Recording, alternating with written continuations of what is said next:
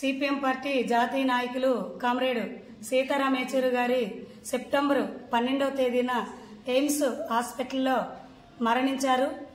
సీతారాం యేచూరి గారు విద్యార్థి దశ నుంచే పోరాటాలు ఉద్యమాలు చేశారు.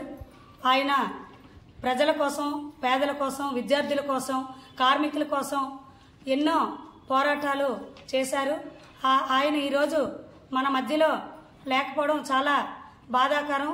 కాబట్టి ఆయన ఏ ఆశయాల కోసం, ఏ ఉద్యమాల కోసం, ఏ ప్రజల కోసం అయితే ఇన్నేళ్లు కష్టపడ్డారో ఆ ఆశయాలను భవిష్యత్తులో మేమందరం కూడా కృషి చేస్తామని చెప్పేసి తెలియజేస్తా ఉన్నాము. అలాగే ఈరోజు సీతారాం యేచూరి గారు చనిపోవడమే కాకుండా ఆయన భౌతికాశయాన్ని కూడా ఎయిమ్స్ హాస్పిటల్కి ఇవ్వడం అనేది చాలా మంచి పరిణామం.